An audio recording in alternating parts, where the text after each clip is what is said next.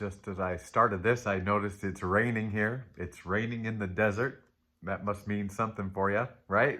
Everything means something. Oh man. Hey, good morning. It is the Day of the Dead. Officially, unofficially, November 1st. I don't know. I don't know what they do with the dates. Oh my gosh, I'm organizing cards, getting ready for you. Day of the Dead. So yesterday was Halloween. Today is November 1st, Day of the Dead. Um, I've always felt they were kind of the same thing, you know, and I realize they kind of are. You know, it's about um, Halloween, All Hallows Eve. You know, like there's celebrating past saints and spirits and passed on people. You know, whatever. And I feel like Day of the Dead does the same thing, but maybe more festive and more like in a humorous way, remembering their loved ones and maybe not necessarily saints or anything like that. I don't know. I don't know for sure.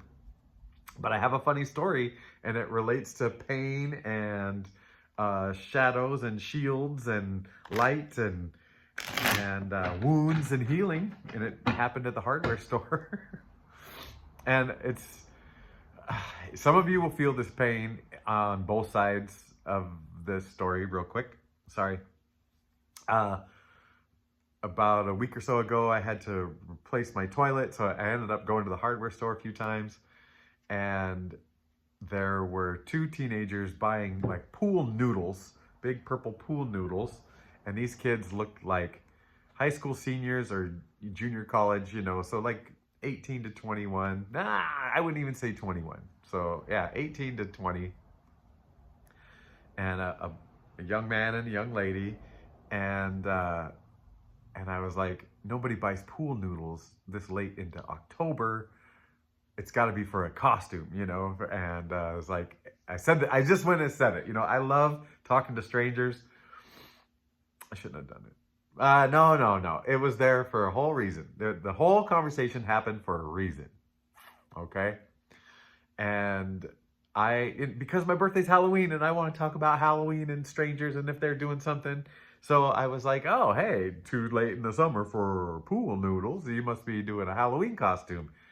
And the boy kind of looked at me, you know, no big deal. Just didn't change his expression. The girl looked at me like, snapped around, turned around, and she's like, it's for the Day of the Dead, you know, and both were Hispanic, you know, like, and like totally, you can tell, just raised here. I'm in a valley. I'm in an agricultural valley, and we are over 50% Hispanic.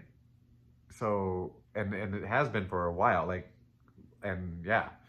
And so, but there was this like pain in her, like protecting her culture, standing up for herself, and I recognized it like immediately, the way just the energy, like, whew, the younger me might not have picked up on it so far, or like, I would have maybe felt the need to explain about Halloween is my birthday and I just want love and to like make a connection with you. But I realized standing in the hardware store, looking how I look, you know, old white guy, I was like, poor kid, you know, like, I get it. And good for you for standing up for yourself. And I hope you don't have to hold on to that pain and angst for forever. Anyway, but let's talk about dead people, all right? Let's talk about dead people. Can I tell you about a phone call that I got from a dead person? And I feel like you've got a story, you've got dreams that felt real, and you know, stories of somehow feeling somebody or hearing somebody or a message from somebody that's no longer physically here, you know. But yeah, my grandfather had died, and about, I don't know, maybe a year later, 9 months to a year later, and it's really funny because I was in my apartment, which I didn't have anymore, and I got this phone call, and it was my grandfather, and I was like, hey, Baku. We called him Baku. That was his nickname. And I was like, aren't you dead? He was like, he called me Spook because that's my nickname. And he was like, hey, Spook. And I was like, Baku? And he's like, yeah. And I go, aren't you dead? And he's like, yeah. And I was like, all right. And he goes, hey, I called to tell you to make, look after your mom for me, because they had a pretty close relationship, and I think he was kind of a caretaker for her a little bit. And I wasn't, I was doing my own little thing, bopping around, and I was like, okay. And and then we hung up, and I woke up. I didn't know I was dreaming. I'd never had a dream that real. And I mean, I could picture the phone. He had this red phone, which I think my mom bought him when he was alive, like this red emergency phone, like the bat phone for Commissioner Gordon or whatever. And it was just for business, in like an emergency business call in his house. This is way before cell phones and all that stuff. Oh, why am I talking so much? Because you've had a similar experience. There's something real close. Because we're going to be talking about listening and our intuition, and that's the real message.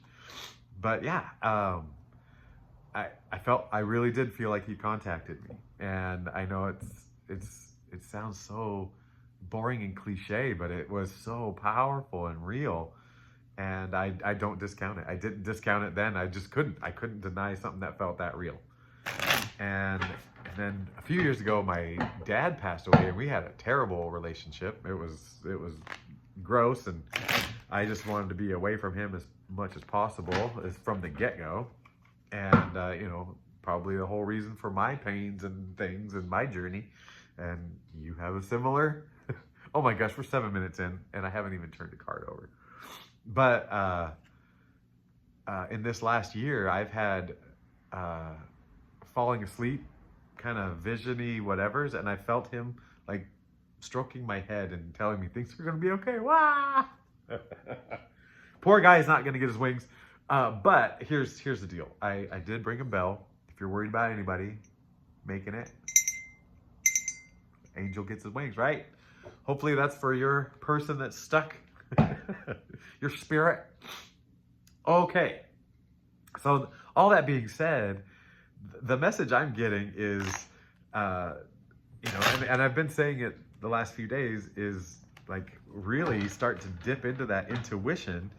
And the message got a little more specific, and it's about obviously being quiet, like quieting down the noise, like the physical noise, the mental noise, the physical sights, like closing my eyes helps me so much. So I must be maybe a visual person.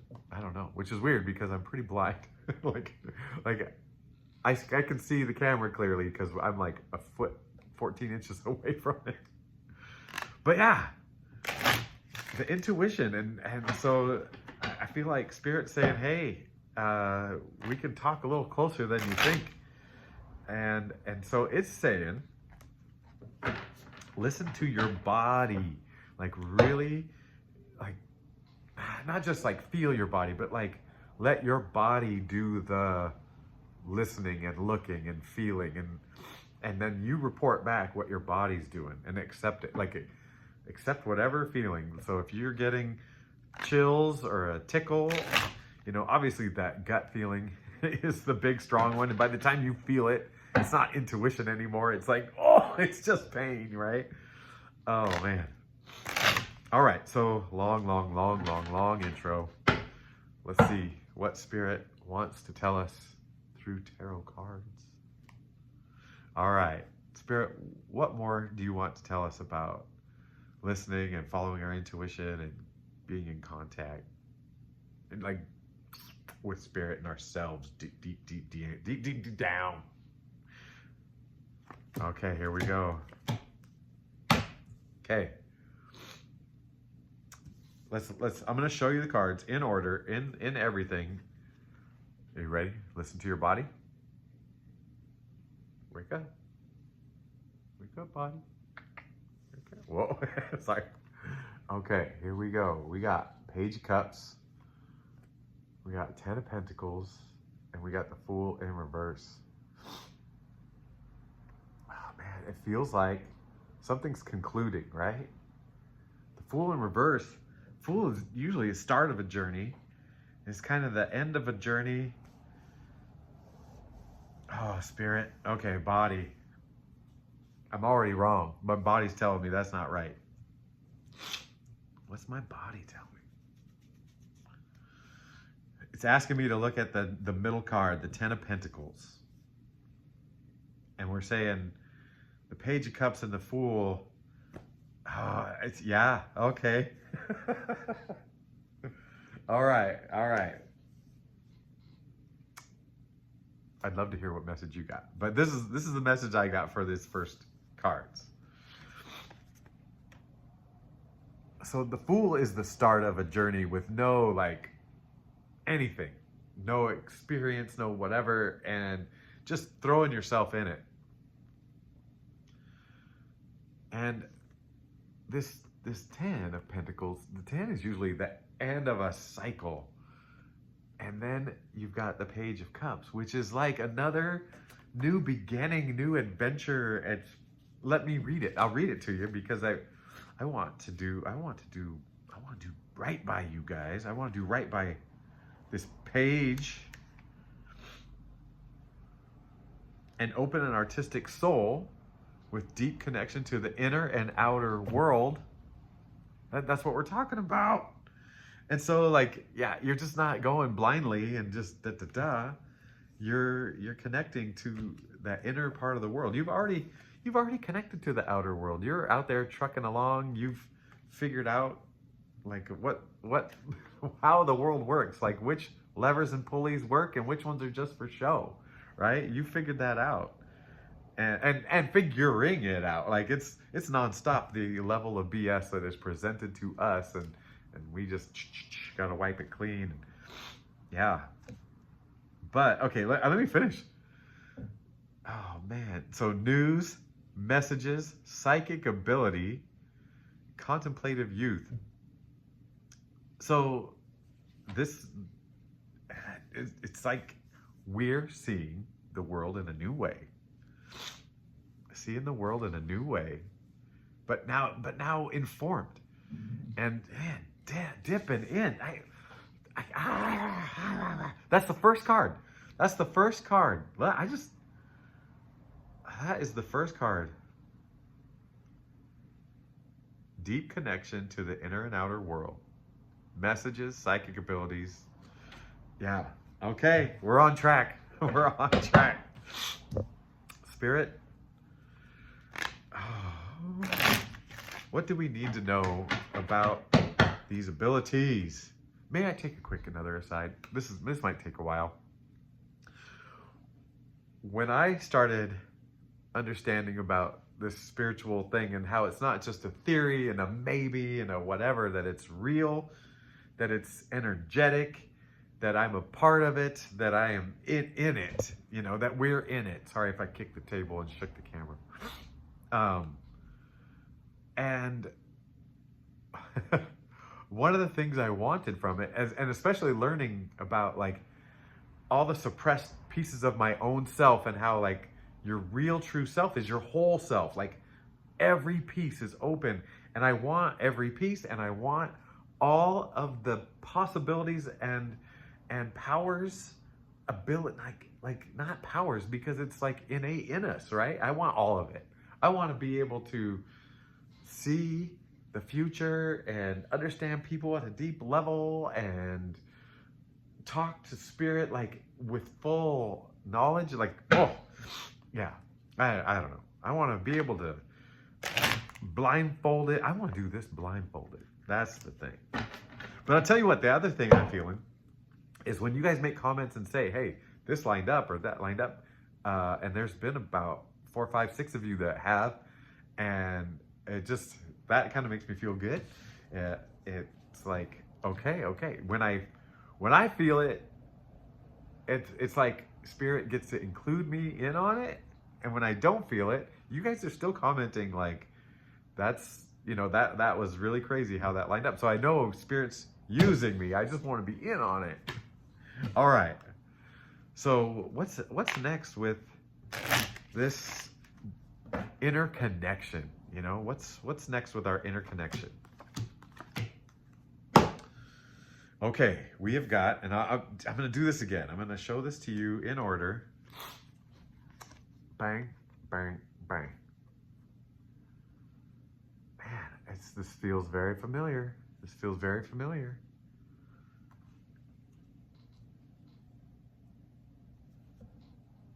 Well, the middle card is the Knight of Swords in reverse.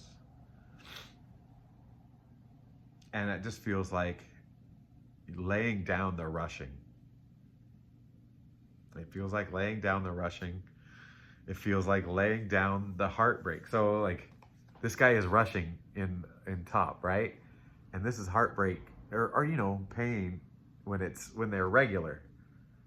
Flip them and it feels a lot more peaceful. Right? Like these guys normal? These guys upside down? Ooh. It's just cooling, calming down. Like I said, we got to get quiet. And new opportunities arise to take you into past thresholds we've never been. Huh. So we're going somewhere with this. We got to calm our stuff and, you know, tune in. And we're going somewhere with this.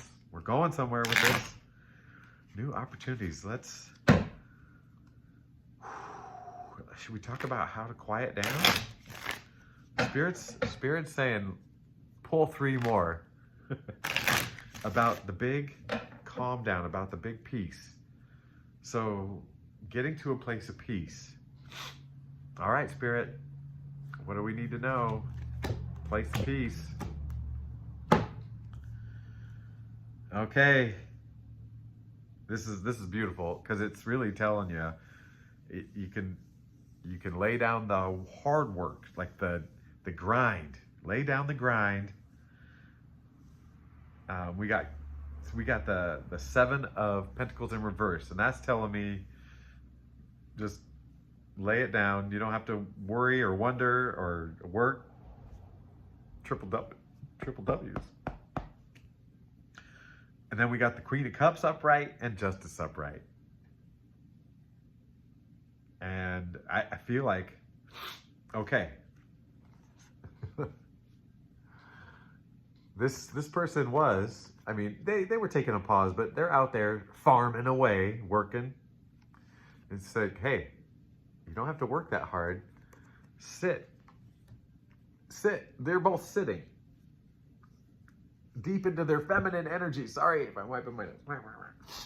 Okay, they're deep. Sorry, I really gotta calm down now because it's getting juicy. It's getting juice to see. We got the Queen of Cups and Justice, and she really is about like bringing it in, creating a beautiful place. People want to come to her, you know, just create that beautiful place. Here's the thing. Now that I've moved inside, I've started creating a little beautiful place before I start doing this. I light a candle. I bring water. This table is made of wood with a leather top. And to me, it's just beautiful. I throw my niece's painting up here. I put this white fluffy over this brown couch to make it feel all cozy. And today I added a splash of color because it just felt a little bit flat. So yeah, create a cozy place. Even if it's just in your head, create a cozy place to sit. And balance this thing out. Like too much of this. More of this. Find that balance. Tap in. It would be cool if we all like started really trying to listen to our bodies and talk about it. I'd like to see what you guys think. Okay, so really, I mean, that message was, I asked about like, what about more about this tapping in and calming it down? And that's exactly what it showed us. So let's talk about the opportunities that are coming up. Oh, Spirit, please tell us about the opportunities. Let's talk about the energy of these opportunities. Specifics, bah, you know, specifics. Okay, what do we got? Oh boy. Wow. This looks hard. I'm not gonna lie.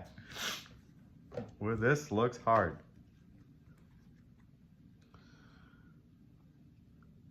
There may be a gate at the front of this opportunity. There's a gate. There is a gate. There's something that wants to slow you down.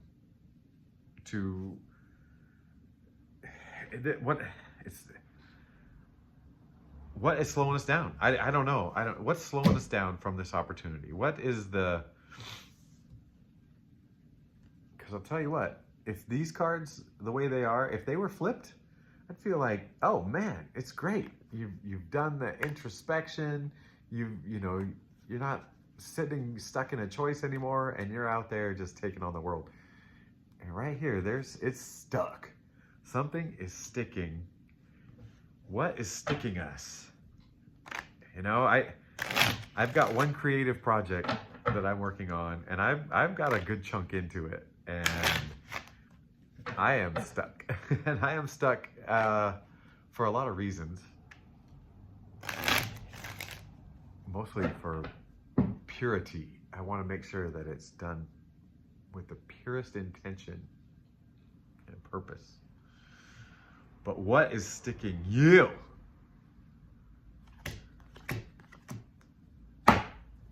Okay. There's a feeling of not enough. It's the Four of Pentacles in reverse. It's the King of Cups in reverse. And it's the Hangman. It's the Hangman upright, regular upright. What are the numbers telling us? We got a 5. What is the King? Is he a 14? And we got 12. 5, 14, 12. Doesn't mean anything to me. But for some reason I said them. So, man, the King of Cups upside down. It just feels like with the cup upside down, it feels like it's poured out. You're holding on, you've poured it out. It feels like that you might be stretched to a limit in some way. You know, like in the past, it feels like you were stretched to a limit. And it's kind of put a block on things. Well, oh, I have cried all my tears. I have spent all this money. I've done whatever. I've put the resources in, but you know, I feel like those resources, it was put in that go. I should see results. You know, push, control. And yeah, it's like, whew, it feels tight. My body felt tight. There we go. I connected to the body. It felt tight. Well, we already know what we can do, but we're gonna ask Spirit, what does the next step look like, right? We don't need to know the whole story. Intuition's only telling us about now and tomorrow. Like it's what's going to help us flow today and tomorrow. It's not telling us the whole future. We don't need to know the whole future. Trust, baby. What's our next step? Oh, baby. You're doing so great. Oh, yeah. Ah. I'm not even going to say it. There they are. What's the next step?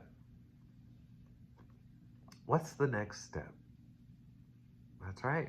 You've got plenty. You've got plenty. And just you're free to give, but You know, this guy's got some boundaries. He can't just give it all away, you know, but he's giving thoughtfully, you know, what he can afford, you know, while he's down here on earth. Like, look at his feet are down on earth, and he's like, okay, I'm giving, but I'm doing what I can. Look at you got more. You got lots. You got so much untapped. It is your fate. It is coming. It's coming. You just gotta trust. You know, like you thought you were out. You thought you were all run out of this stuff. No. You've got the big gift. Remember the Ace of Pentacles that was given to you at the start of this journey? You were the magician. You had it all. You lost your way thinking you didn't have it all. Someone convinced you you didn't have it all. You got plenty. You got plenty, baby. And it's coming. It's coming. It just trust it. This is the trust part, right? Like, this is destiny. This is fate. This is whatever. And we could say that all day long, and it's coming, but you don't feel better till it's there, or you feel better when you choose to feel better because you trust it and you're at peace. And if you can bring yourself to peace, you can listen to your whole trifecta, right? You've got your mind, you got your body, and you got your spirit, and they work better together.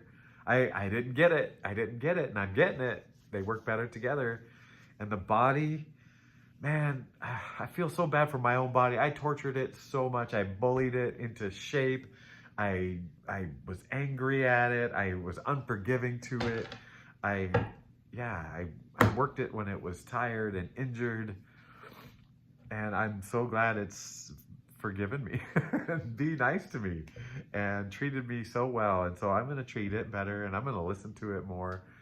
And yeah, I suggest we all do, but I feel like you're probably feeling pulled to do that yourself.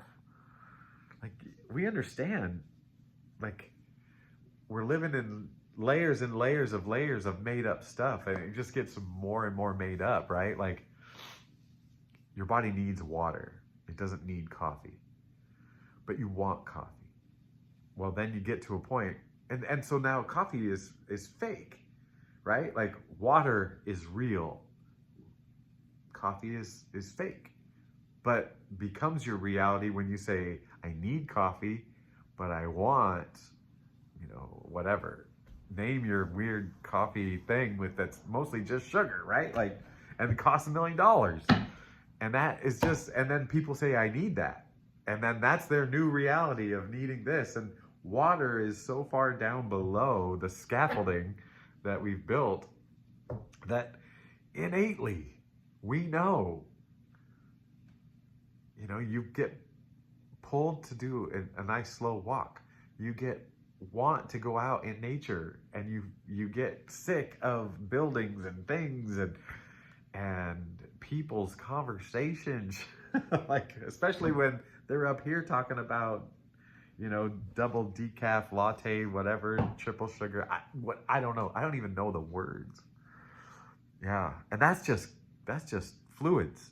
I mean, we could talk about school and medicine and government and furniture, you know, like, whatever. I don't know. Anyway, I'm so glad you're here. I was gonna say, this message is big, but this one feels like a part of the machinery. Does that make sense? Like it's not a big epiphany to us, but it is like it's a reminder to, like, make sure that all those cogs are working, and your body is one of those cogs, gears, whatever. And yeah.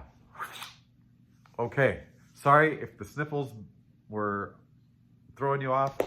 I certainly do love you. I love that you're here. I hope the best for you. I was hoping that the sunrise would come up, but we're getting some light, but we've got rain in the desert. Okay, so even the desert can get rain, all right? Even the desert can get rain. Oh, so philosophical. All right, I love you. Goodbye.